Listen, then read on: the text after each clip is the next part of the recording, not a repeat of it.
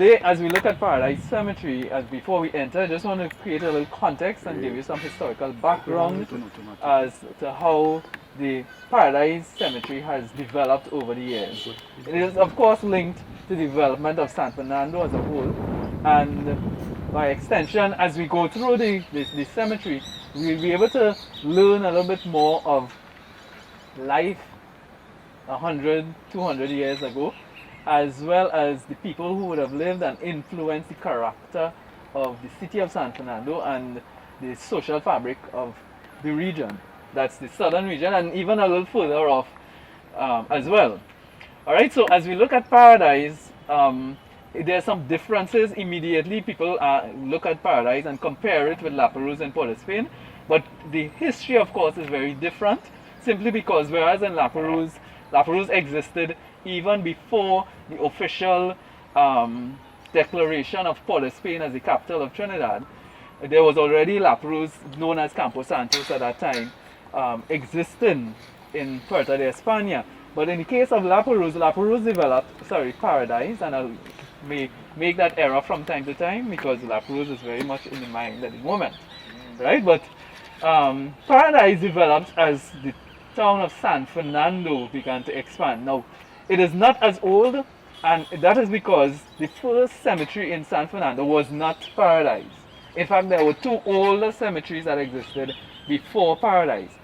And that is because when San Fernando was declared a town by Don Jose Maria Chacon, and he named it San Fernando de Naparima, that was 1784, at that time, San Fernando existed further west of here, so that you would have had San Fernando existing, a wooden town existing in the area of Cuenca Street. You all know Cuenca Street? Cuenca Street, St. Vincent Street, Chacon Street, Penitence. That was the general area. And there was, of course, the development of Plaza San Carlos that still exists today, and there's some move to have that refurbished and restored. However, there was problems that existed with that first cemetery, and one of the problems was, of course, ownership, and the other thing was that as people came off the boat here in San Fernando, the first thing you would see is the cemetery, which was not ideal. Secondly, when that original town was razed by fire in 1818, so it being all wooden buildings, naturally everything, was burnt to ashes.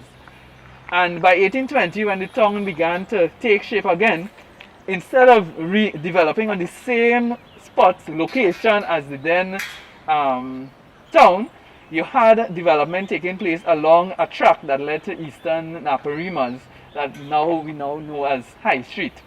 So High Street would have come into being as a subsequent to the 1818 fire around 1820, and that track led to the Royal Road, Camino Real, into the Eastern Naparimas. So when that happened, eventually the town had shifted. And another factor that influenced the development of the town was when the town council bought this strip of land, a ridge just out of High Street, which would have been part of the Paradise estate owned by the Gomez family. And that ridge is basically Harris Promenade. Alright, so and that was Harris Promenade, that's 1846. So when that happened, Harris Promenade began to take shape. You had the Roman Catholic Church that would have existed in the Old Town 1818, prior to 1818, that also moved to the Harris Promenade. Notre Dame du Bon Secours would have been established, first building on Harris Promenade, and the last would have been St. Paul's Anglican Church. So that was the first cemetery that existed, as I said, in the town. But there was a second cemetery that existed just off St. Andrew Street. St. Andrew Street, which is just by the Colonial Hospital. You all know the Colonial Hospital, right? Just behind the teaching hospital that is now. So there was another cemetery there. So that would be the second cemetery that existed in San Fernando. But the problem with that cemetery was poor management. People were just buried willy-nilly, no order. And in fact, some of the graves were so shallow that you could actually see the tops of the coffins, right? So Again, that cemetery was also abandoned, and that was quickly filled because of the 1854 cholera epidemic. You would have heard of the cholera epidemic of 1854 that um, really almost wiped out quarter of the population of Trinidad, and San Fernando was no different. So that you had mass graves, just as in La Perouse you have the mass graves from the cholera epidemic. Similarly, at that cemetery, there were the mass graves of the cholera victims, and that quickly filled the cemetery. Thus, you had Paradise being opened on the 1st of January 1868. When Paradise was opened, it featured, among other things, and we'll see in a little while, one, the watchman's quarters, nice fenced wrought iron fencing, as well as a pauper cemetery.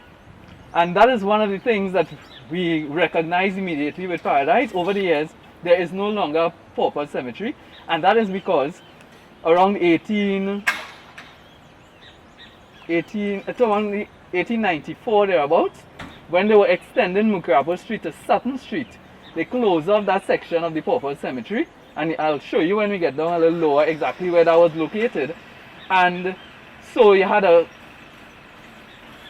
some of the land being taken away from Paradise Cemetery. So instead of Paradise Cemetery being extended, it became smaller.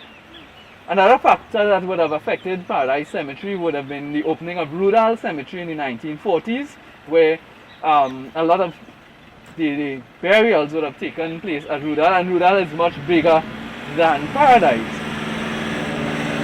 Also, there is trouble that existed in Paradise.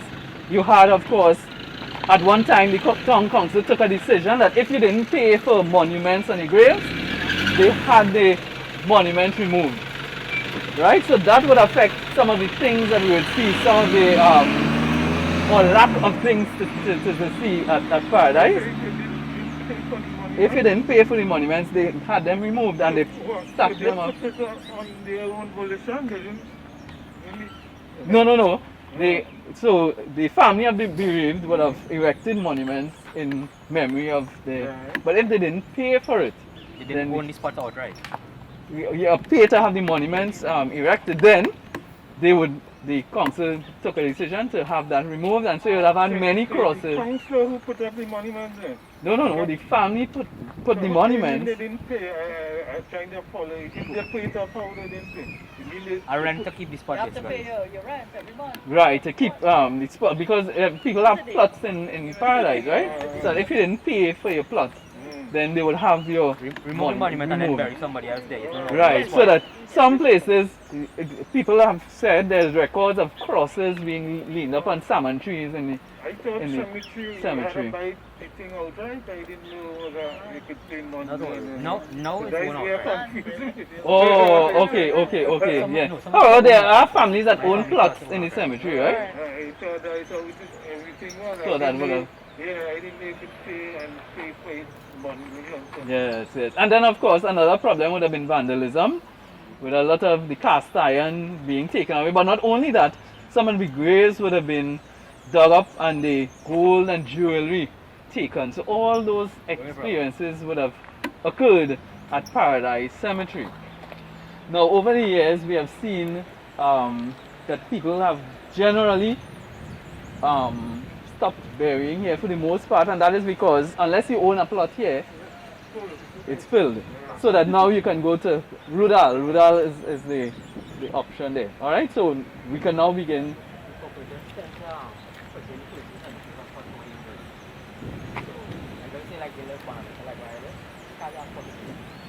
Unless your however, well, that depends on unless your family have a plot. Because what we will see is we have people like Rashorty from Piparo was buried here. He was born in Barco, but he's buried here. People like Timothy Rudall, and so many people from the outside have been buried here. Yeah?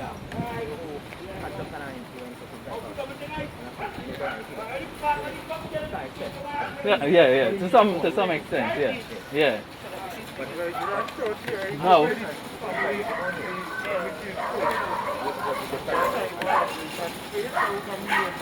Because his family would have a plot here.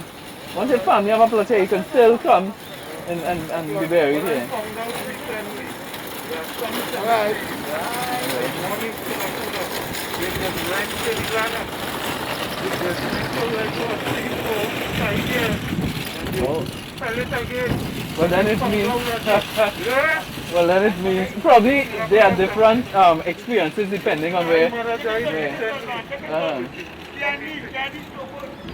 Candy Stone husband and wife, 40 years with San Fernando. Another Have no brother, complaint on the helipad. We don't clean like this, right? I said, as far as I'm aware, all the cemetery was called off to a certain point. Collapse. So then he told me, he said, this cemetery in Puna, they had some other family, how they were able to get land there. I said, well, cool. But when he told me that, I thought, you're buying a lot and that is yours forever. He said, no, it's just about 4 or 5 years and they're selling it again. Oh, okay. The first cemetery per corporation, how it is. It would differ. So there isn't a national then. It doesn't appear that there may be a national policy for cemeteries, right? Again, a cemetery like King will have to do with history, with the different set of regulations that Yeah, well, that's what I was telling you. Well, yes, of course. And now there was another cemetery that I forgot to mention. There was an Anglican cemetery as well that ceased to exist. That was on, you see where Hilo, I don't know how many of you all may be familiar with where Hilo used to be. It's now Institute of Tertiary Tutors on Chantry Lane. So there was also an Anglican cemetery as well. There was also a cemetery because there was a lodge down to the end of Harris Promenade on the left hand side, and there was a cemetery there. Where the High Court is now, there used to be a cemetery there for the members of the lodge. So some of these cemeteries are simply no more. I remember hearing stories when I was in the corporation a few years ago where the meat section is in the market now. When you were doing there, the town has been part of Paradise. Yes, the market actually, and I was going to say that when we get to the lower down, but as you raise that issue, the market is actually built on the Paupers Cemetery. So below the northern wall of the market, you would actually find there was another mass grave of the 1884 Jose massacre. So there you have the mass graves from the cholera epidemic down at the Colonial Hospital area. Then you have the Jose massacre, and then we have a mass grave right here in Paradise. And then here, because this is the mass grave I had mentioned to you. And this grave contains the remains of some Norwegian seamen. They came aboard a ship called the Electra. They were docked at Le Bray. That was 1886.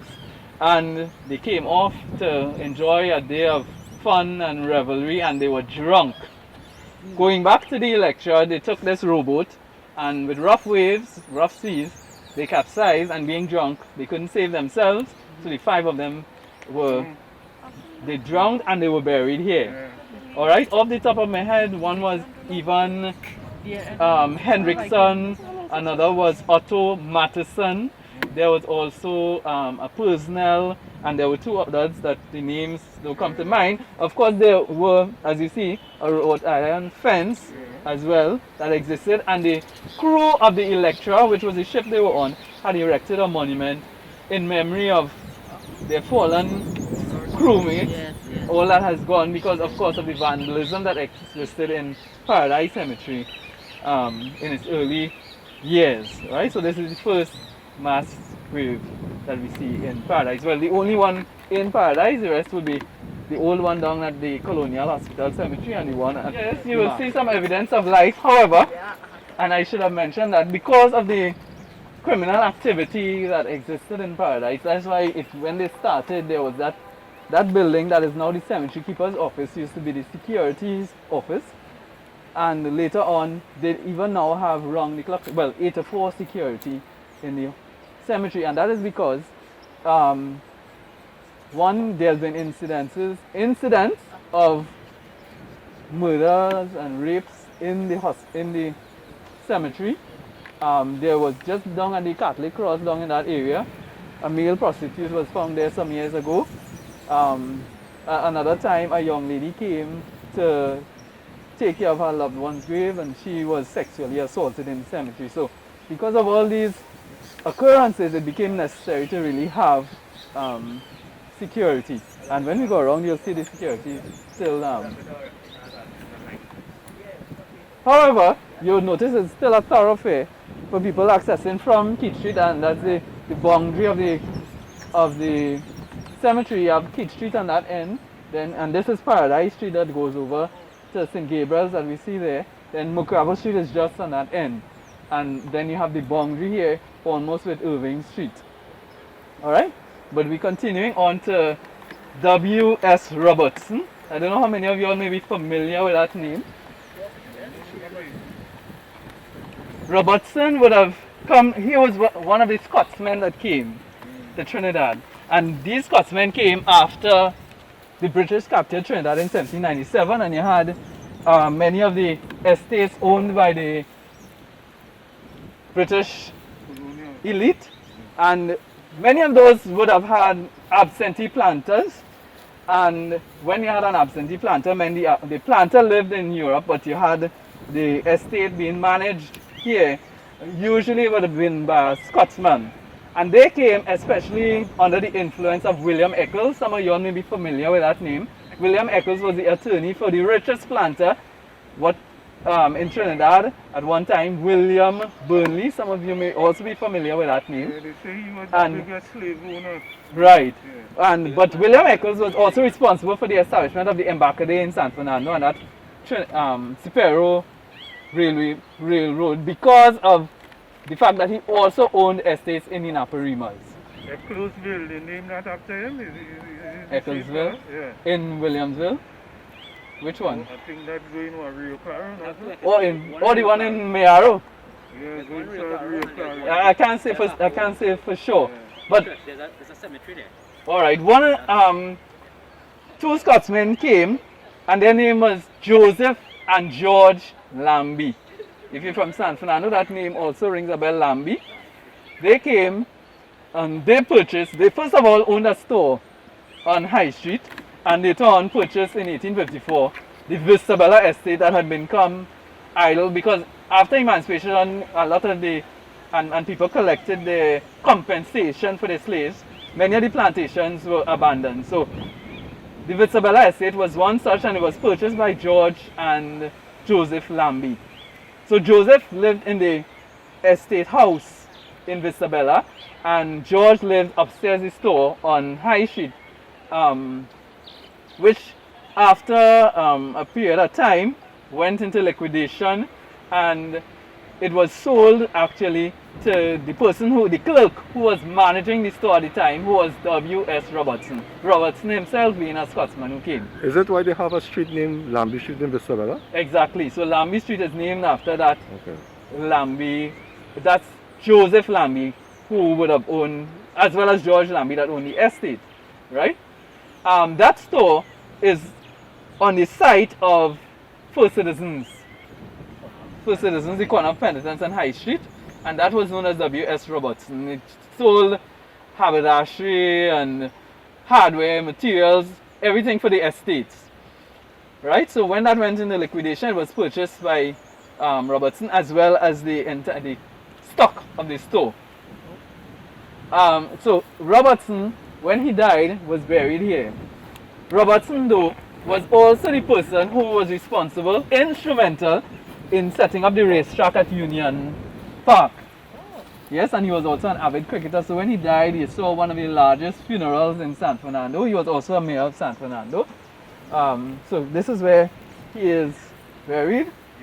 W.S. Robertson stands for William Sloane Robertson. And you would notice, because, and his, Leaning Tower of Robertson. not only that, it's a Celtic cross because of his Scottish heritage. Oh, he's over there. Sorry. This is William Sloane Robertson here. However, this one is William Gillies because Robertson married Gillies' wife when Gillies died. And I don't know how she managed to put the two men right next to one another. Maybe they were fighting each other. They can't put one together. Yes. And so on One leaning, this one leaning, yeah. yes, this is one is Gillies here. Leaning Tower.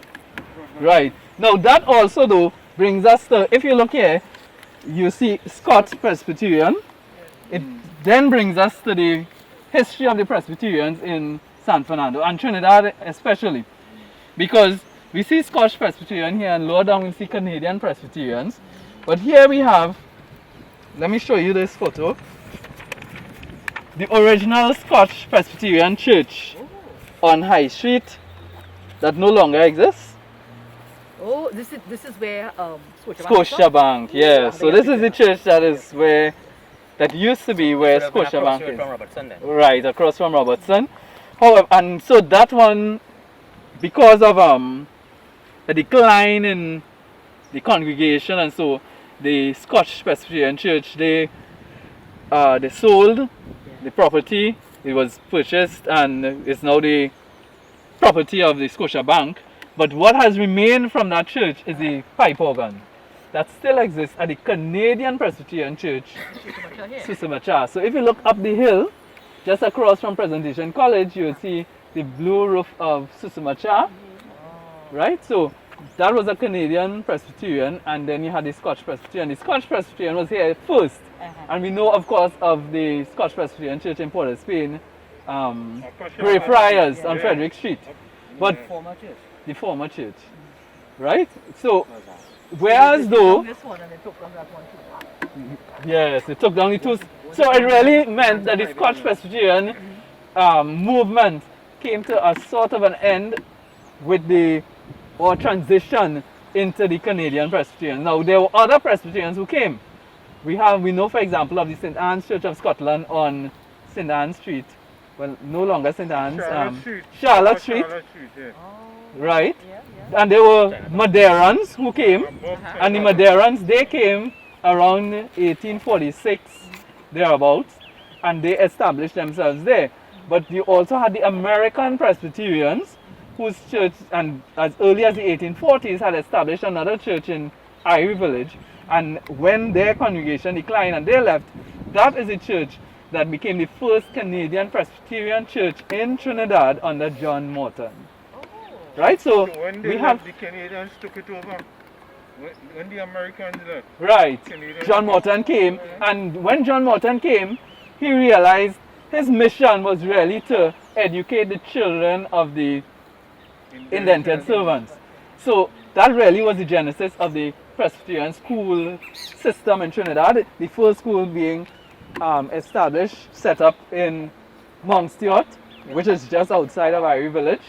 And from that it blossomed into the Presbyterian schools, primary school system and secondary. At some, we know them as Presbyterian schools now, but at the time they were known as the CMI schools, which is Canadian Mission to the Indians. Yes?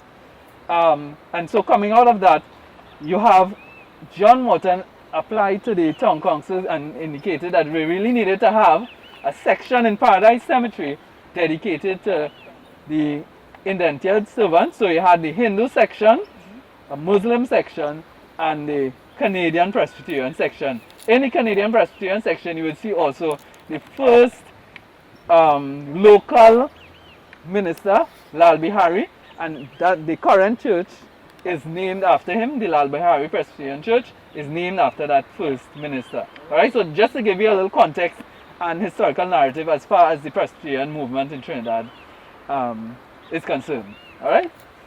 Any questions? Yeah, I before just we- missed a little piece here.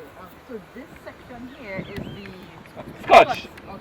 Yeah. So we have the Scottish Presbyterian even here here. too, same Even yeah, and you see, and that's one of the differences between Paradise and La Perouse. You have the signage Yeah, it's up on the indicating name. which it might be a little old, but at least you know it's still legible, and you could see exactly who belongs where. All right. So let's continue on.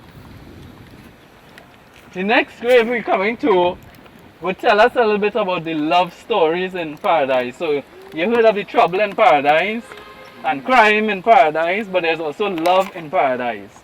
Yeah? So we're going to, you may have heard of Edith Bisessa Singh. here go the Canadian Presbyterian. Right, so here again you see the sign not only here but even down there as well. Now we come to Miss Vicessa Singh. And this is another one, you're seeing the railing and so has been lost. But Vicessa, she was disowned by her family because she fell in love with this indentured boy, East Indian Vicessa Singh. And she left her family and married him, had 9 children. And when she died, So what? She was of white her ancestry? husband, she was of, What ancestry? she would have been Scottish or Alright, so. yeah. She was O'Connor, I think, before. Alright. When she died, her husband would come to the grave every Saturday. He would go down to W.S. Robertson, purchase a bottle of her favorite perfume, and come and pour it out Over the grave. to her. Yes, that is love, eh? There's love and there's money too. Yes, yes, yes. Yeah, so this is Miss Vicessa Singh, but we continue on. One other thing about Paradise is that the streets were among the first to be paved in Trinidad with asphalt. Like since the paved them, like you never Alright, see we're it. coming here now. So, worst oil field disaster ever. Well, in our early history, Okay. Ralph 1928. Alfred Sammy. Yes, but it starts with the story of Right, Junior Sammy family. no, not Junior Sammy family. Bunsey. You may have heard of the Bunseys of Faizabad, right? So he came on a ship as an intended servant, 1869. He came and he married a lady whose husband in India. They took their £5 each and purchased lands. They were first of all serving the indentureship on the Bellevue estate, right? And so they purchased 2.5 acres or so next to Bellevue estate with the £5 that they received, and then they also purchased about 10 acres in Faizabad.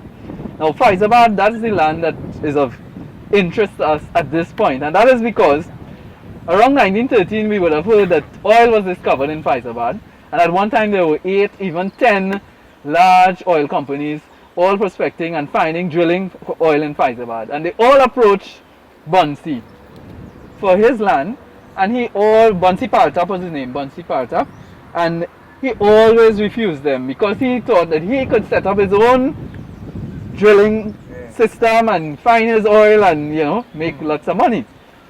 So he entered a partnership with this guy sitting here, Ralph Alfred Sammy. Ralph Sammy now was a provision merchant in San Fernando who invested in oil together with Bunsey Partap.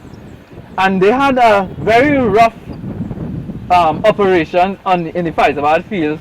Now, there was a lot of oil. In 1928, they hired an inexperienced driller. His name was Bobby Wade.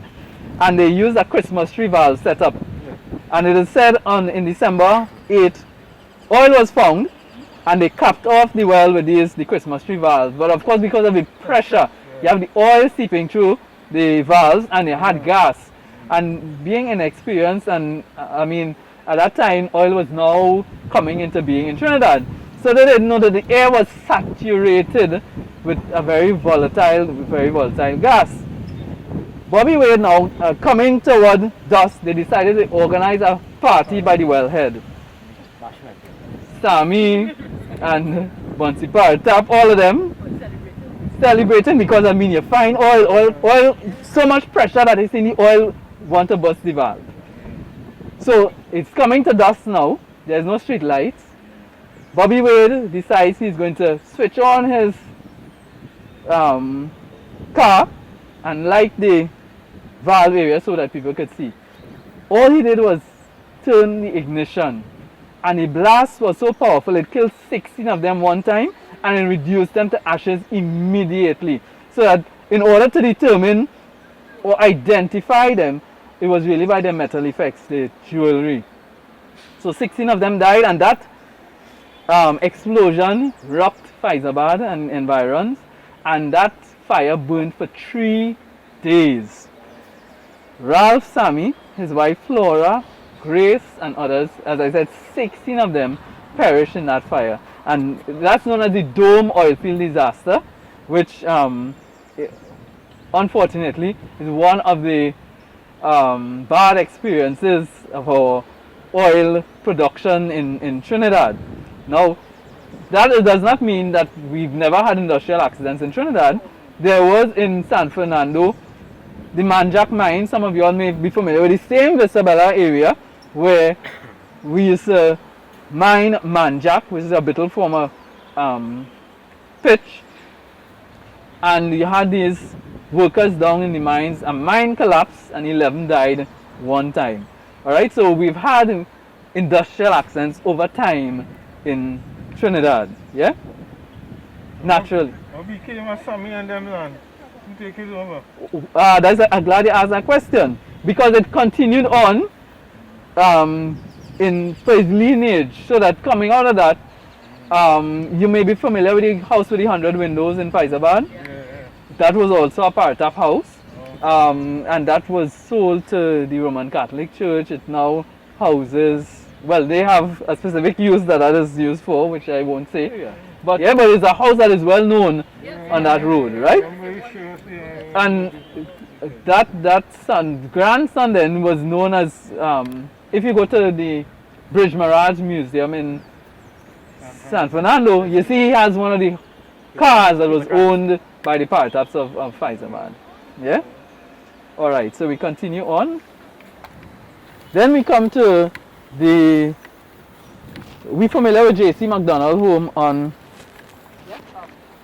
Ruth Avenue, is it? Yeah, Ruth Avenue and Lady Hales.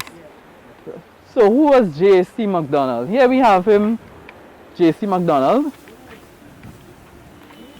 James C. McDonald. He was the pastor for many years at Susamacha. So when they were establishing this home for the aged in the 1930s, it was named after him. And close to him will be the first, yes, Reverend Babu Lal Bihari, first local pastor of the Canadian Presbyterian Mission. Yeah, and so it's this Lal Bihari that the current Presbyterian Church is named after. It's Babu Lal, not Babu Lal, eh? Babu Lal. Yes, and B-A-B-U, not B-A-B-O-O. Alright, so pressing on. This spirit here, look how he talk up the wall, boy. No, it also tells you see, even as we go through the cemetery and we look at the people who would have been buried here and the history associated with it, we also reminded that all of us would follow the same fate as the teacher was telling people of their future, you know, and in spite of whatever station you may have held while you were living, there is no guarantee that when you're dead, anybody coming to take care of your resting place, your final resting place. Are we stopping here at Alaha? And now there's a reason why we're stopping here at Alaha's grave, because of yeah, it's like a mausoleum, but not only that, it's modeled after one in La Perouse. Now, if you've ever been to La Perouse, you may be familiar, you may have seen this, you all remember? This is William Gordon, right, which is on the corner of Traguit and Colville, right? So this tomb was modeled after the William Gordon's tomb in La Perouse. Who was him? You know anything about him? Alaha? No. We know that Alaha, though, who erected it, was one of the famous San Fernandian lawyers. Alright. Yeah. So, if I could just say, the building where Bank is posted on High Street, right now, that was owned by Alaha at one point in time. Oh, okay. Because my grandfather used to rent from Alaha. Oh, okay. All right. So that means, Like so that's the same Robertson building that was owned by the Alahas. All right. Nice. When UDCOT was first established, Uh-huh. the CEO was Alaha, some fella named Alaha, but I can't remember his first name. All right. Yes, so this is one of the mausoleums of Paradise, and you will notice that we don't have many of the great vaults and mausoleums that La Perouse has, but at the same time, Paradise has its own charm. Compared to Rudolph. Of course. Compared to, you know, I was telling the lady, this is the bourgeois cemetery temple. However, even though this may be the bourgeois cemetery, as you say, remember when in 1868 there was part of the Paradise Cemetery included the pauper cemetery. Alright, well. And just because of what it was, why they felt that okay to take it away from the cemetery. I suppose Or so. just for the location. Well, you see, it was in the way of the development of Mukapo Street. They were extending Mukapo down to Sutton, so.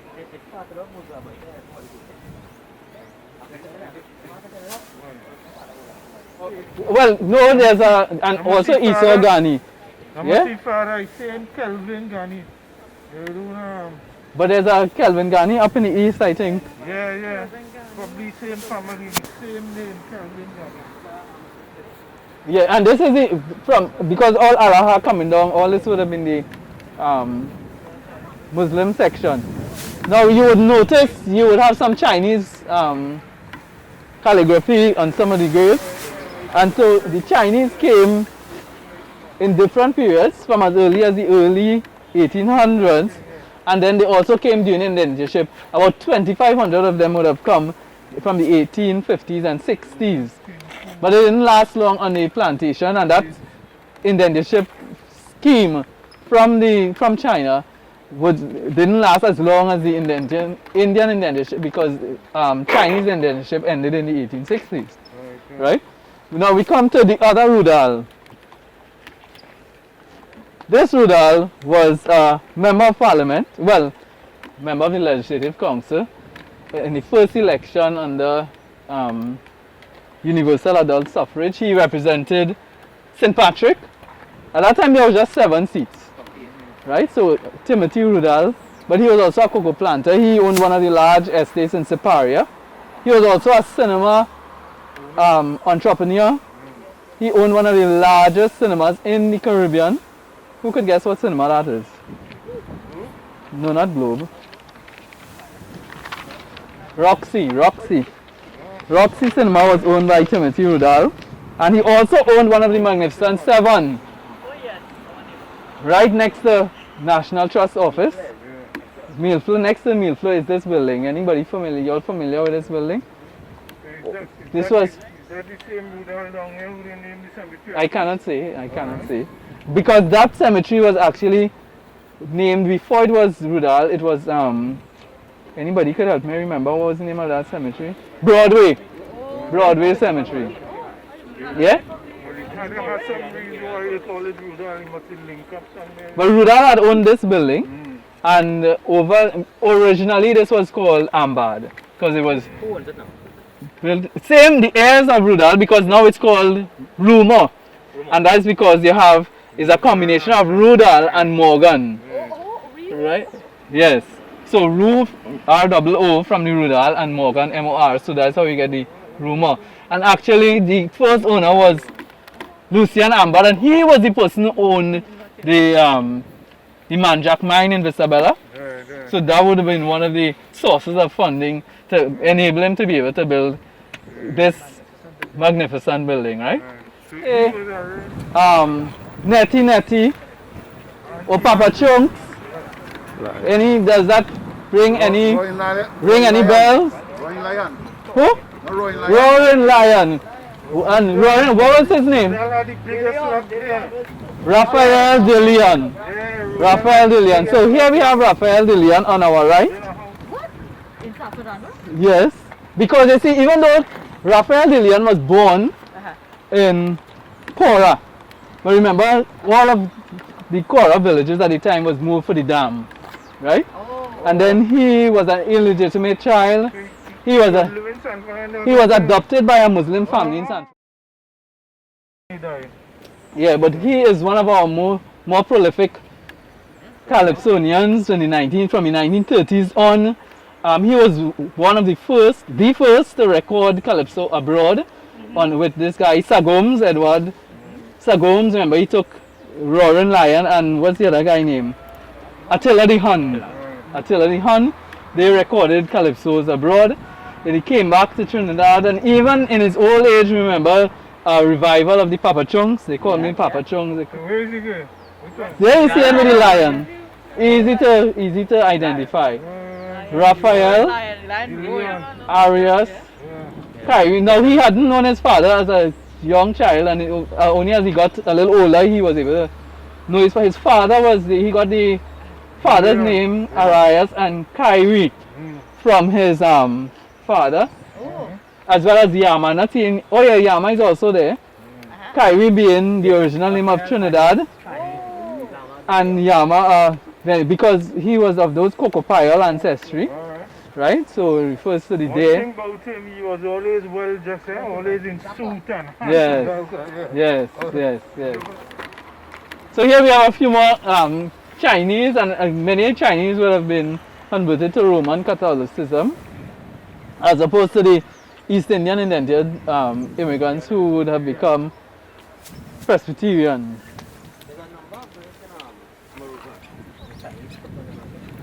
And as well as nope. That's the one where they had the guy used to come out and harass people there by the. All right. He didn't want to talk to me. Oh. I think gas station before I reach.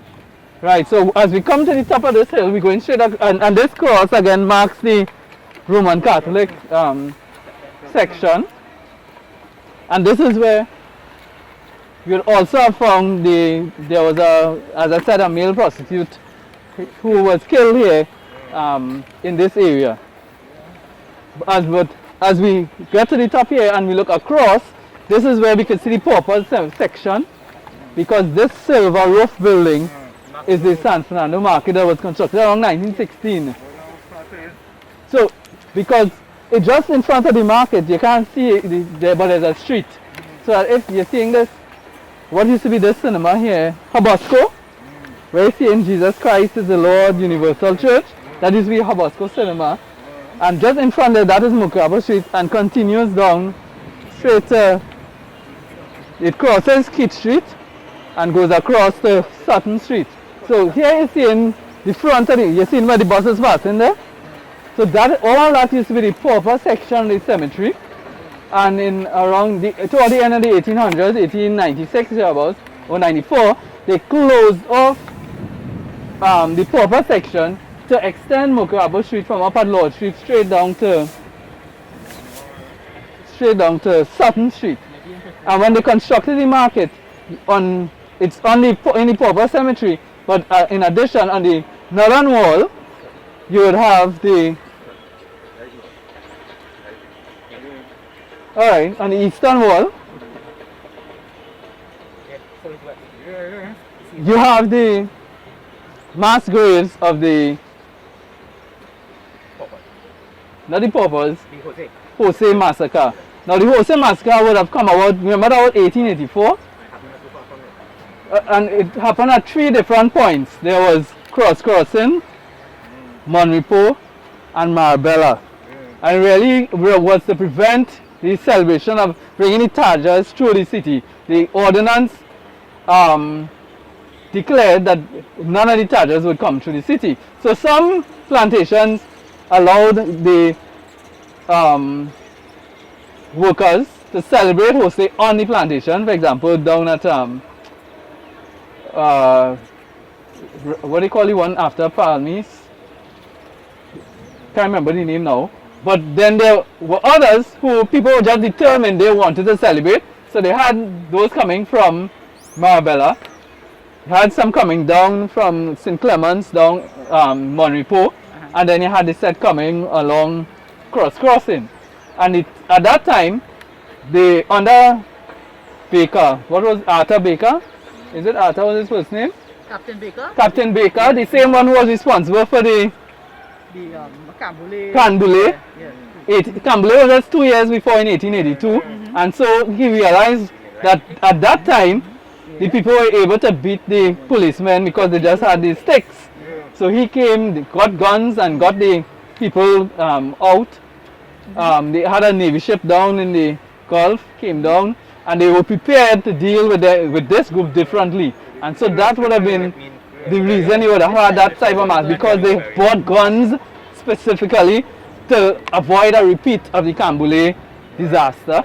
And so as the procession with the Tajas neared, what they did, they read the ordinance, and then they just started the fire, and then people began to flee into the cane fields. And so officially it's recorded 11 deaths, but it didn't take into the account those that went down into the hospital and died there.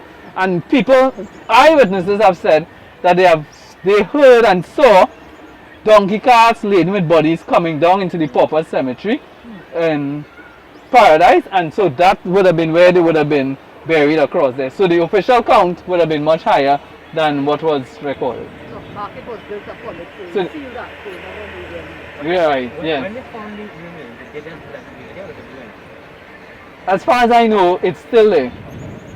Nothing was really done, because remember, you're talking about 1916, which is not so long after. You're talking about just about 30 something years, less than 40 years after they were able to do that comfortably. When they were doing the Red House the other day, repairing it, they found some. They found, and those were first people's bones, and they did it necessary. That was the problem. Yeah, because of the times we're living in. Because remember, as we progress in times, things that are historical, we gradually becoming a little more aware of how to deal with, Them coming under the you know. But prior to that, anything was anything. So that's why you could easily have gotten rid of the mass graves down at the one down by Broadway, Yeah.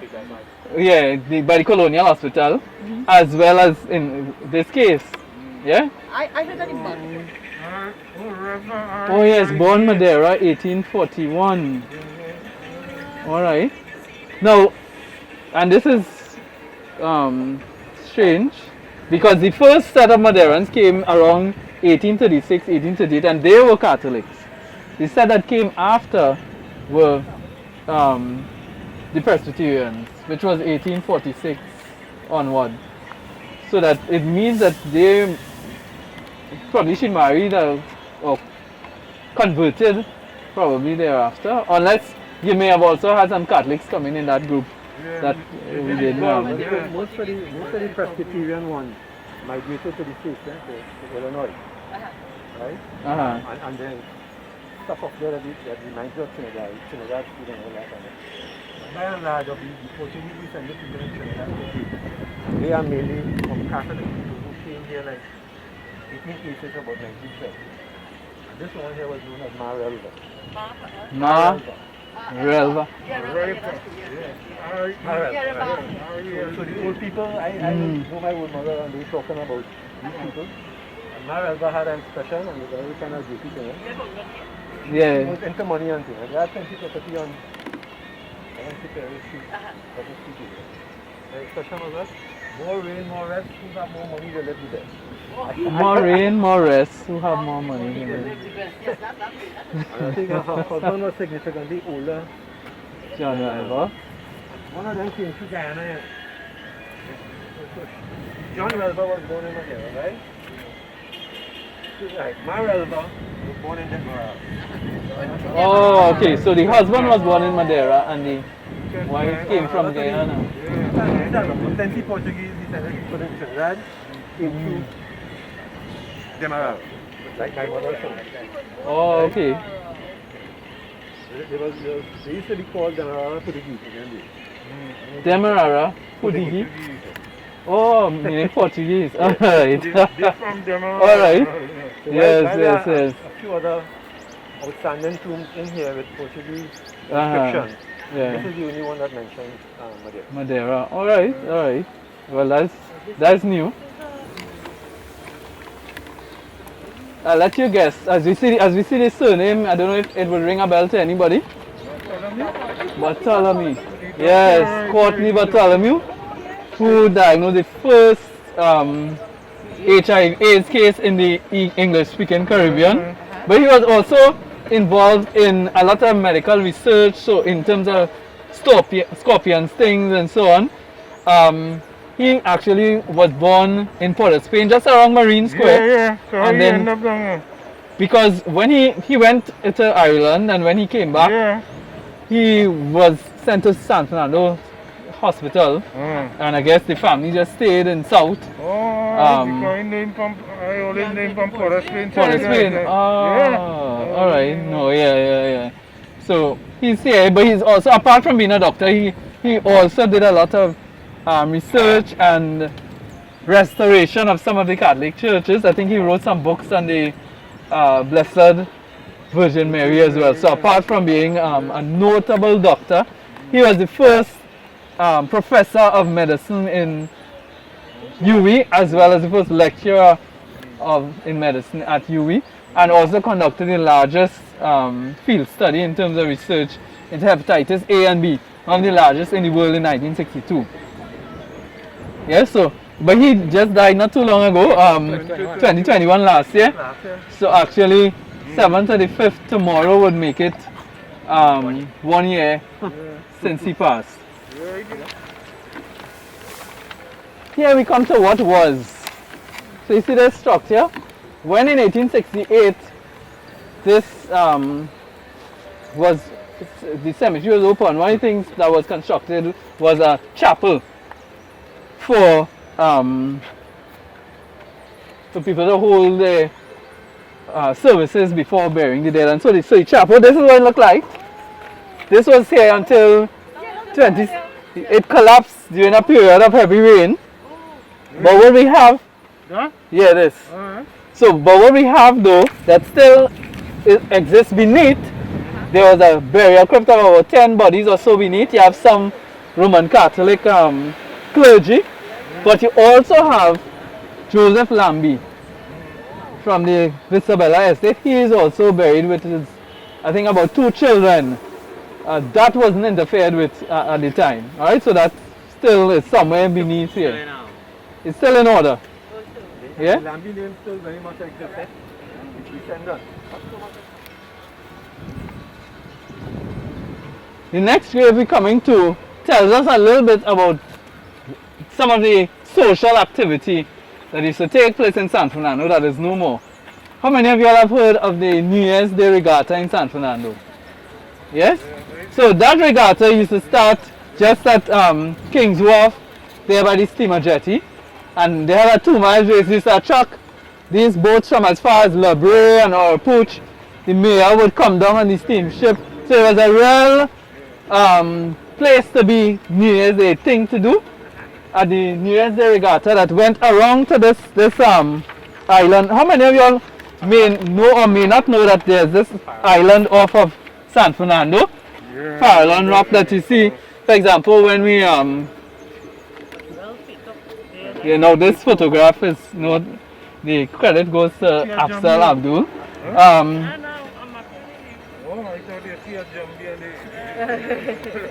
So 1 year though, in the early 1900s, the marshal of the regatta was standing in the firing line, Charles Monroe Paget, and his head was blown entirely off. Now let me see. Yeah, but he was Paget from Tunapuna, and this is where he's buried. Also like Paget Street. Paget, yeah, that's Paget that runs yeah, by UWI, yeah. Right. So they standing in the firing line when they start the race, the guy's head was blown clear off his shoulders and landed in way out to sea. And that marked the end for a few years. That was around 1904. Yeah? So for a few years they didn't have any regattas, and then they restarted, and it was off and on, like during World War I, World War II. But by the end of by the 1960s, that was the end of New Year's Day's regatta in San Fernando. It was started by a pharmacist by the name of De Pentala.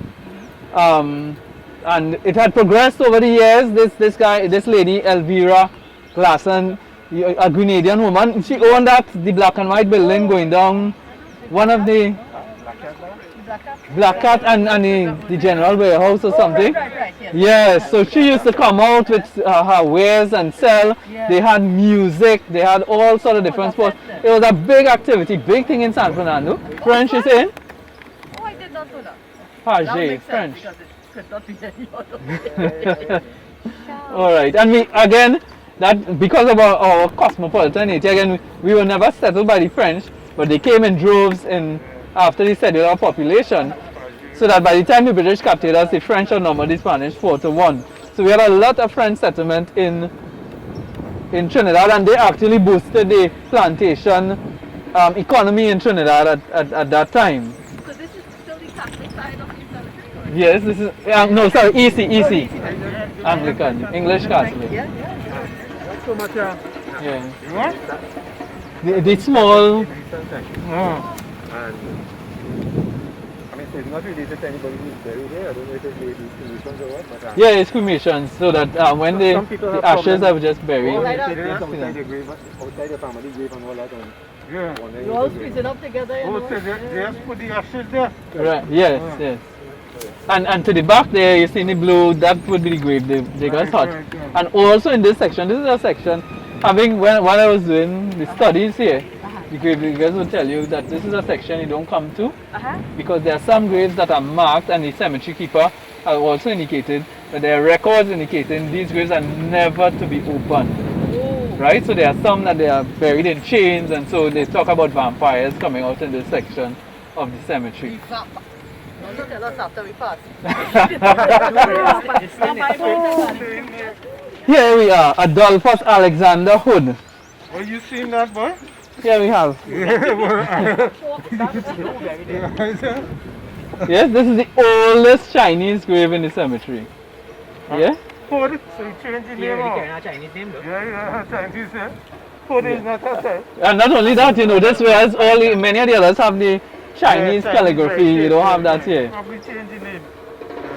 No, I think he was one of those merchants. In fact, he would say it here, Chinese merchant. Yeah, but he would have still carried the Chinese name. He changed it in But name. many people did that, right? A lot of Yeah, they people did changed the that. name. In the case of the Chinese, we know that happened with the indentures, but don't know that it was so popular among the Chinese. But at the same time, you see the English name that he. Not as That he popular, has. but some of them did it. This one here, very. Right, so we come here. We have the cemetery keepers, and then we come across here to.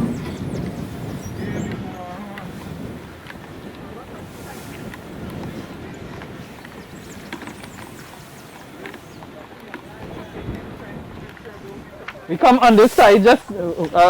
We just have two more, so we almost finished. Almost finished. We come to Marie Cosby. Marie Cosby.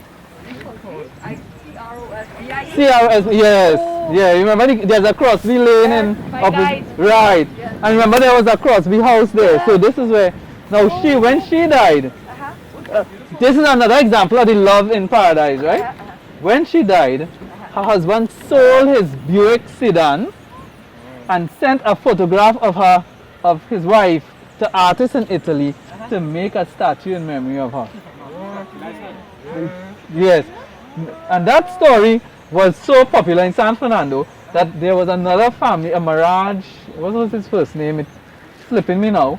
He did the same thing in the 1950s, but of course that was vandalized and lost. But this one was saved, thankfully, and probably because of its proximity to the cemetery keeper, the security hut, and the office, that this has still remained. But it's a really example of one of the love stories of paradise. Now the Crosby family, the Crosby Lane in San Fernando is named after the Crosbys, and that's right in by Guides on the coffee.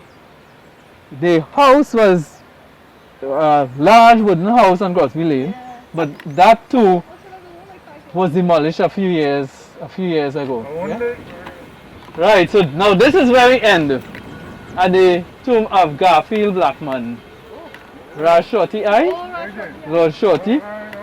So here lies the father of soca music, who started off as a singing calypso in the 1970s with the mixture of calypso rhythms and East Indian rhythms, was able to produce soca music that has now transformed and taken a life of his own. But in addition to that, when he got disenchanted with soca, he left the scene altogether in the 80s and moved his family to the forest in Peparo.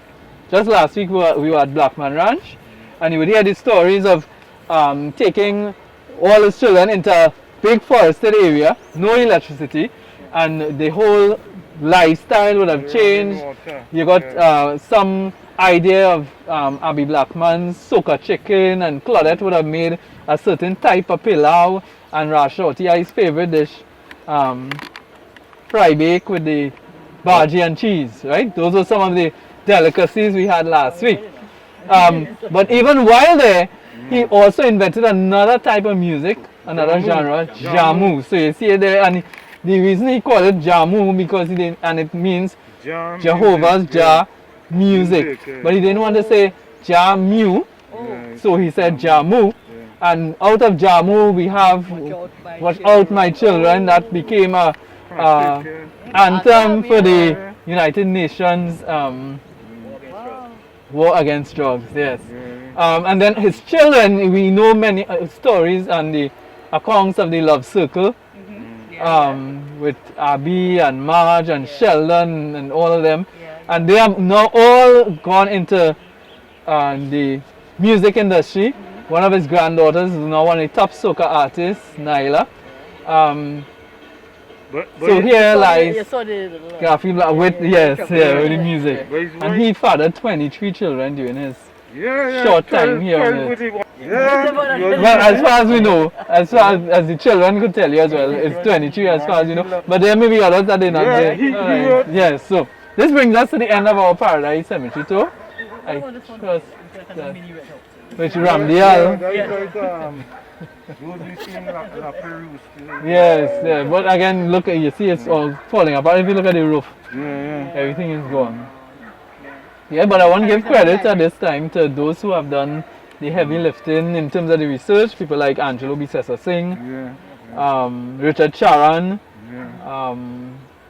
Caribbean History Archives, Gerard Besson, and so all these have contributed, and in no small way the cemetery keeper was done, give real assistance in putting together this tour. And of course I thank you for joining us on National Trust's first Paradise Cemetery tour. Yes, so thank you for joining us, and hopefully we'll see you at, if not another Paradise Cemetery, we could always see you at La Perouse or one of our other tours that we have around Trinidad and Tobago.